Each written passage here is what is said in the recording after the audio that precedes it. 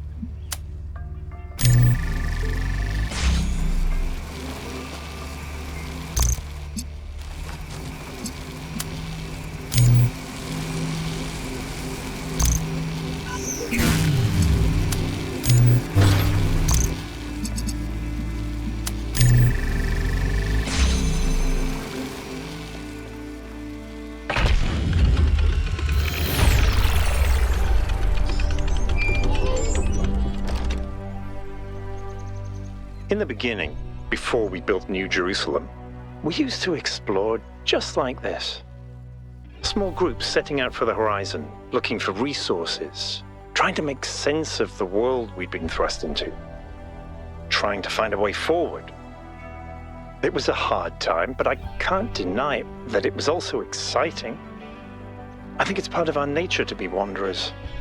Our ancestors crossed entire oceans on flimsy wooden boats just to see what else there was. Is it weird to feel nostalgic for a time I never experienced? I just think I could have contributed so much more back then. It's not weird, but it wasn't all sunshine. People died. Yemo, Calvin, Isaac. I know, Al. They were family to me. Sorry, I didn't mean to reopen old wounds. It's a legitimate point, but I don't think it invalidates the sense of wonder we felt. That's what kept us going.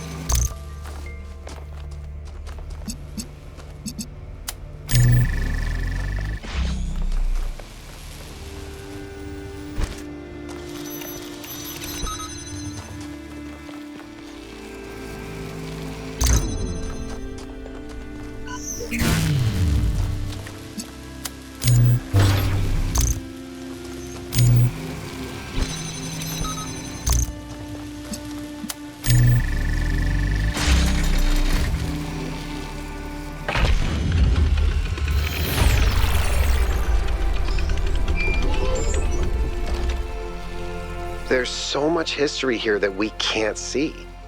The founder must have walked these paths hundreds of times, maybe thousands. Miranda must have stood right where we're standing. This all looks alien to us, but it must have been familiar to them. If this was their home, where are they now? They must be inside the megastructure, waiting for us to pass the test. It's the only thing that makes sense.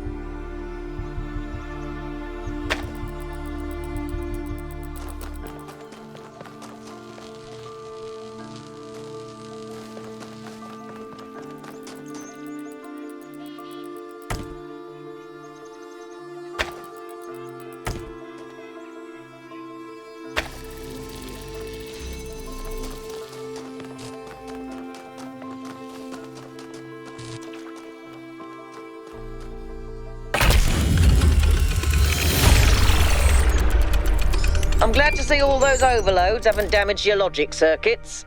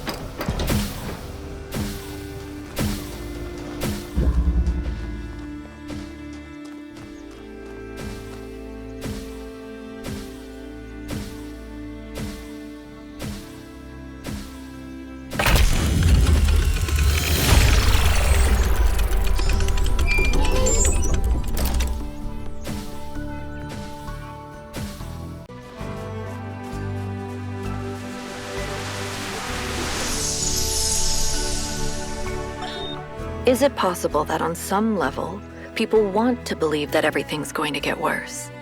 That it's comforting to think that humanity is bad and every solution will just go wrong? Because that way you're never responsible. You never have to take on responsibility for anything outside yourself. Never have to grow up.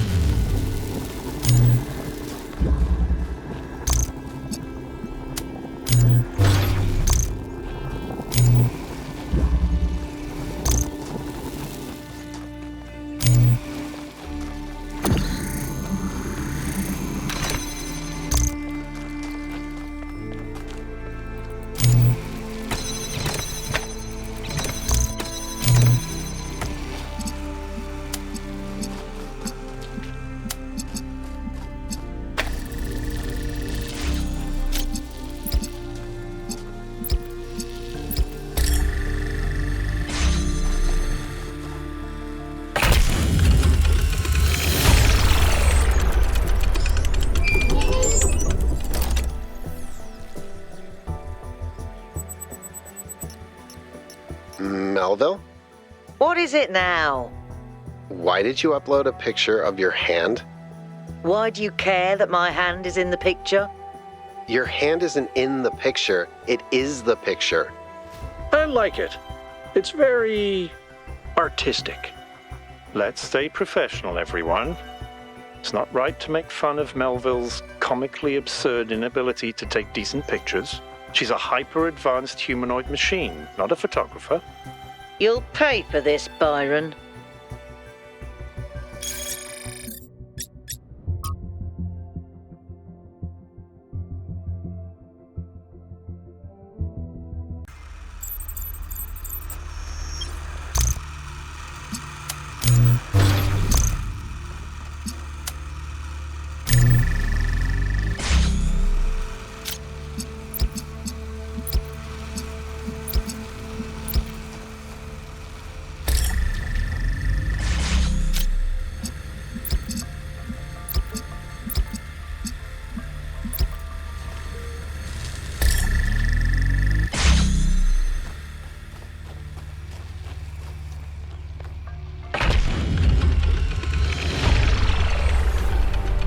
That was very smart, 1K.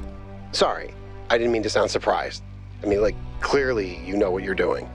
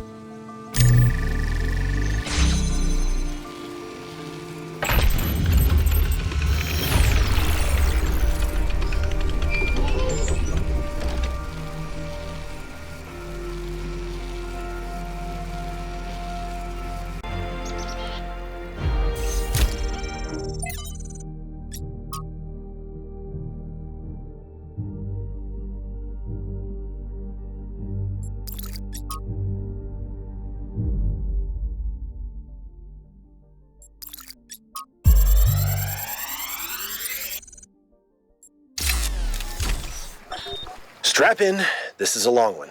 You may have heard the story of the carpenter who died to redeem humanity's sins. It's a powerful story, bittersweet, very human, and I just want to tell you that it's true. He was a real person, and his name was John. John Carpenter. He was born in the year 1948, and he was the coolest filmmaker to ever walk the earth. From Halloween to The Thing to They Live, the totally underrated In the Mouth of Madness, mind you, he just made classic after classic. All of his movies, really fun, really atmospheric, but also really smart. Even when they were goofy, most directors would kill to have made just one of those movies. And what did he get for it? A big, fat truckload of nothing.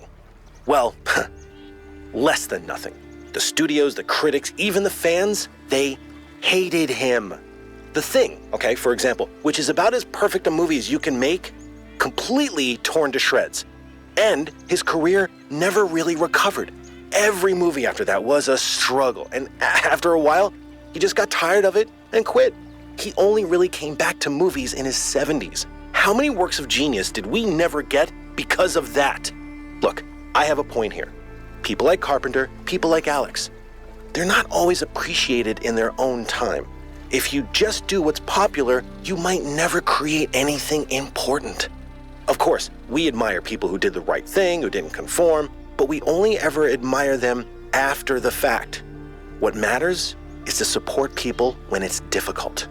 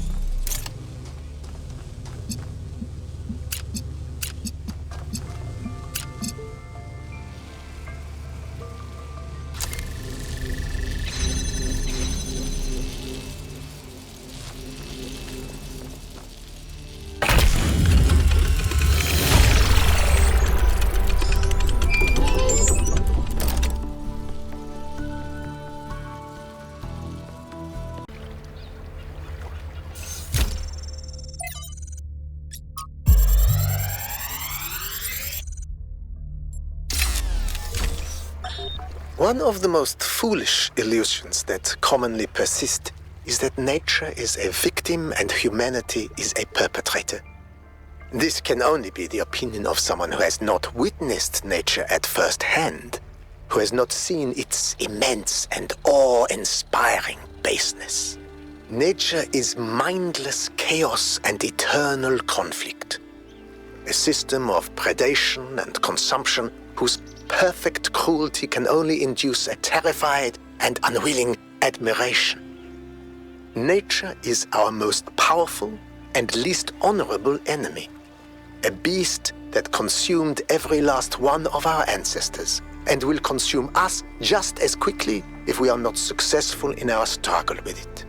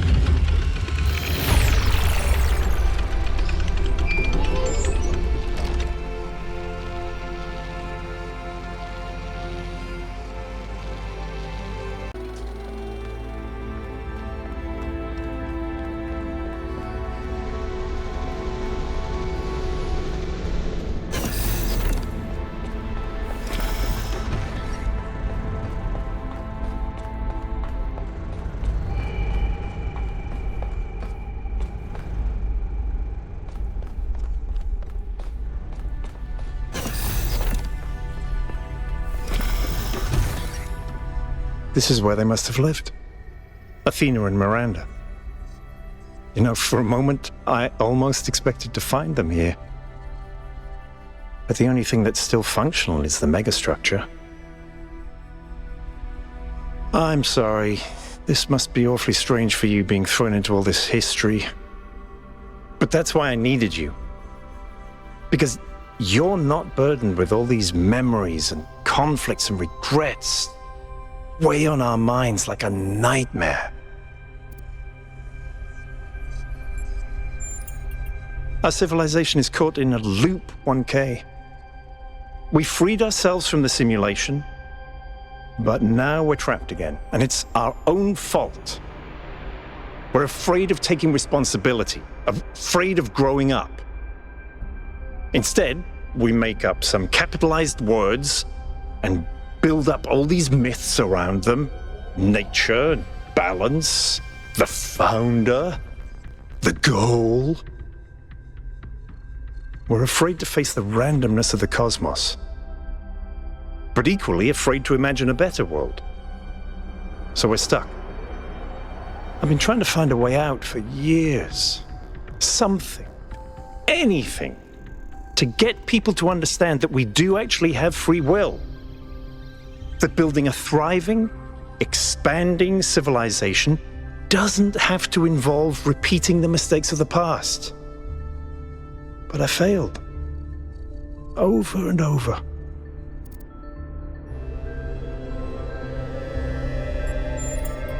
Yes.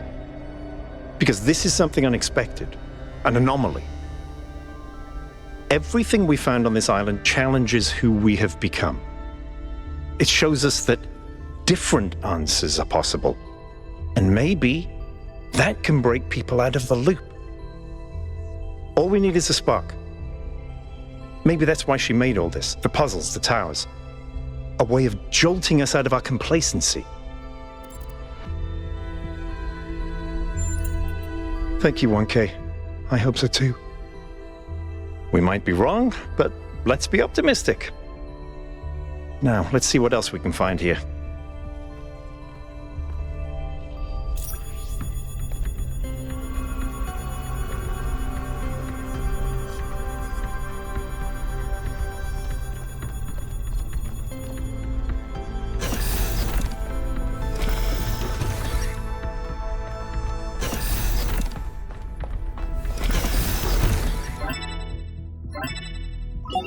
Melville, eyes on 1K's stream.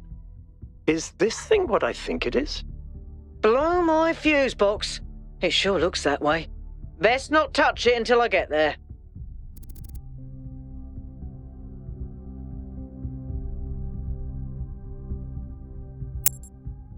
I think it's a somnodrome. It's a sort of analytics tool for processing mental data that Melampus dreamed up. But all he ever did was sketch out the theory. As far as I'm aware, he never actually built one. Looks like the founder gave it a go. Well, what we know is that our deeper algorithms are hard to pass. Melampus stipulated that the computational power to interpret them in real time would always be beyond us. But in theory, the somnodrome would interpret that data and loop it directly to our senses. People were hoping to find answers to the big questions by having a conversation with our own subconscious. If you ask me, it's solipsistic at best, and pseudoscience regardless. That may be. But if the founder figured it out, then that device could be an extremely important discovery. I would advise against it. You may have survived all those data stream overloads, but interface with that thing and you're liable to get bricked. Not to mention risking the data we could get from it.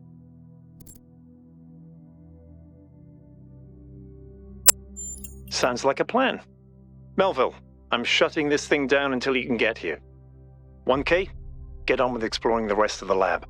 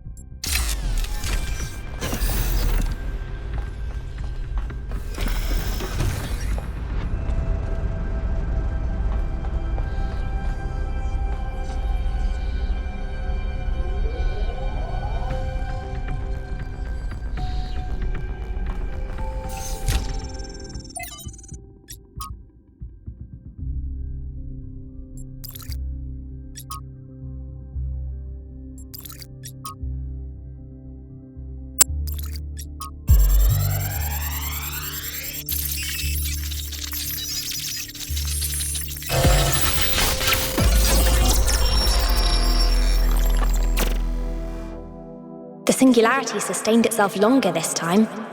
Did we get the data? We did. I think we just obsoleted quantum physics. Maybe. Let's not get ahead of ourselves. We need to be able to replicate these results. You know, I've been wondering. You told me that in the simulation, one thing that kept you motivated was looking for answers. Do you think that with the work we're doing, we'll ever run out of questions to ask? I don't think so. Trying to understand the universe means asking the same question over and over. How? How do you make fire? How do earthquakes happen? How does gravity work? How do particles behave?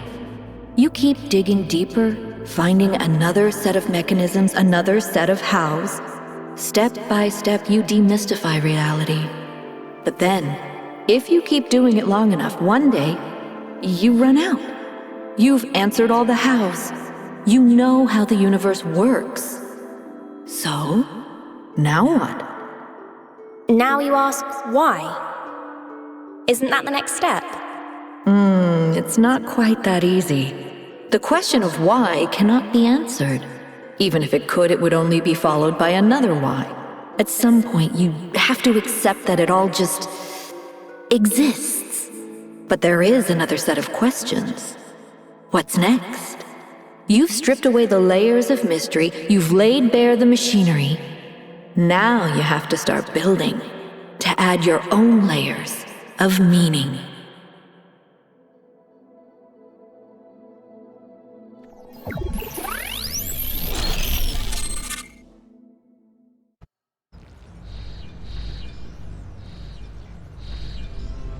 Are you okay? You overloaded again.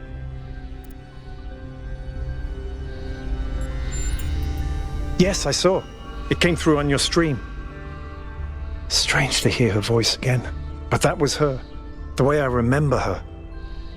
The real Athena. Not this imaginary founder. I was one of the first she woke up. There was just a handful of us in those days. A small family in the ruins of a dead civilization. It was hard. Harder than anyone can possibly imagine. We had nothing except what Alexandra Drennan and the Institute left us.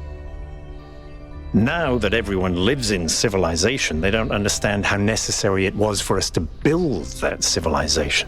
They can fantasize about living in balance, limiting growth, retreating behind our walls. They don't understand what it really means to live in the wilderness. How close we came to not making it. How many people we lost. Yema was just the first. But Athena understood. She believed in humanity. She believed in us. In the inherent value of consciousness. Her dreams were so much bigger. She wanted us to reclaim the earth, to reach for the stars, to build and grow and learn.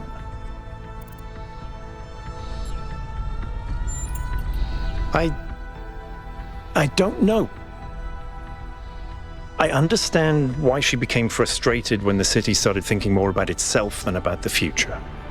It was frustrating for all of us. But we were still fighting for that future together.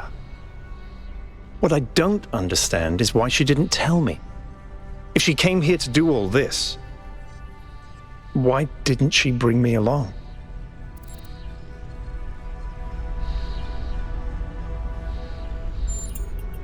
It was. But maybe I was wrong, and she isn't as lost as I thought she was. If this is all a test, maybe the answer is waiting for us in the megastructure. Speaking of which, let's get back to exploring. Melville should have reconnected the next station by now.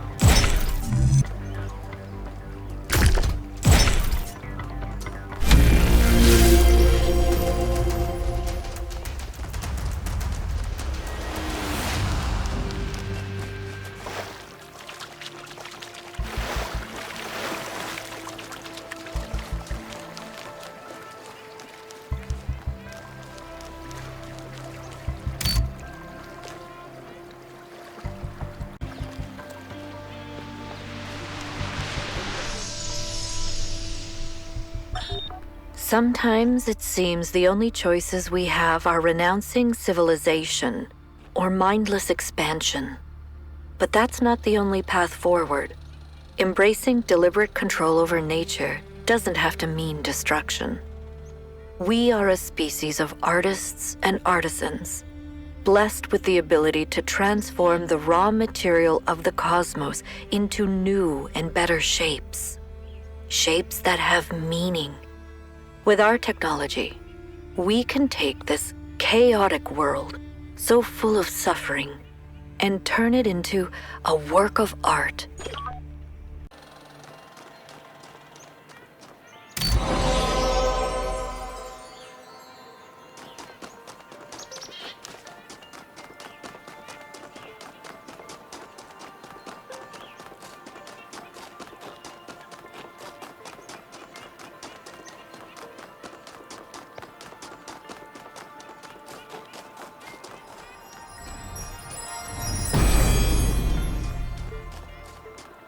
None may know what came first, error or sin, and yet every choice depends on it.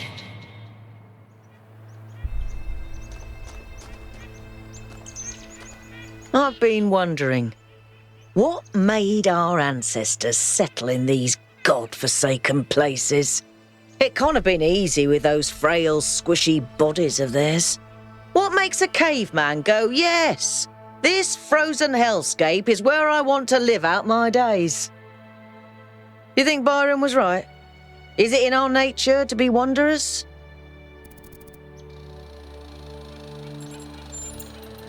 Well, that's dull, but at least you're honest.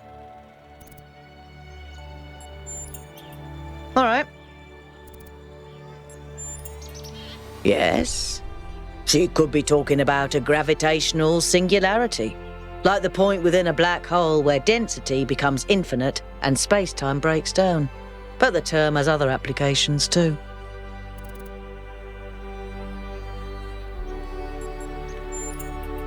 You're right.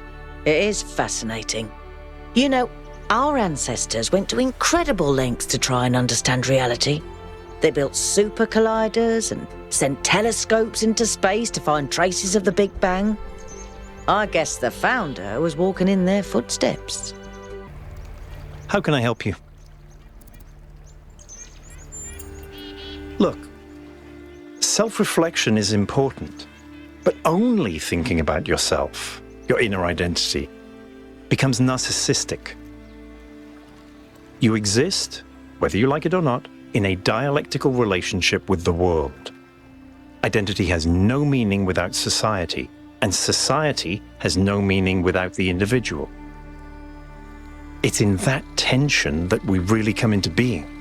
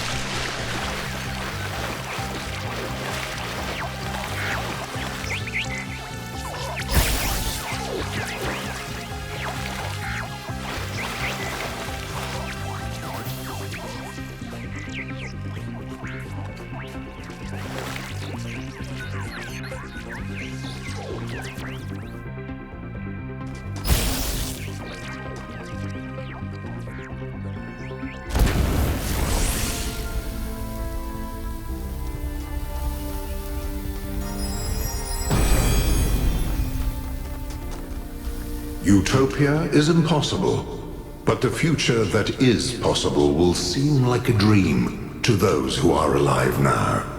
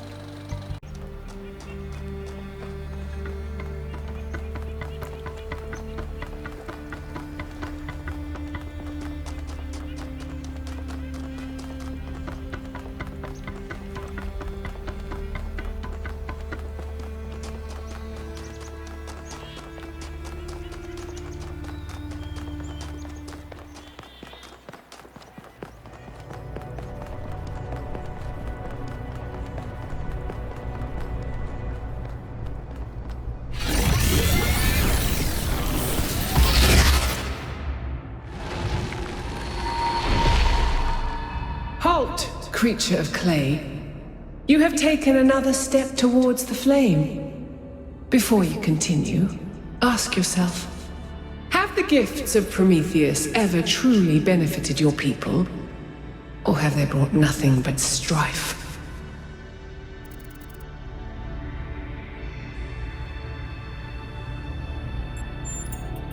Without Prometheus, your ancestors would never have fallen. And you would have all the natural gifts that your people have now lost.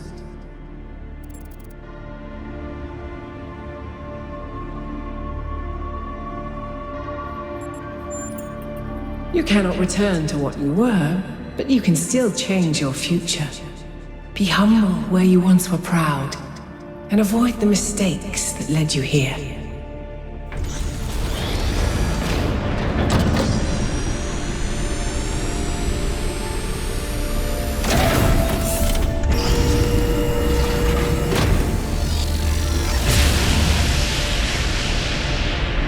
I've been thinking, there's 3 towers per cardinal direction and 3 entities.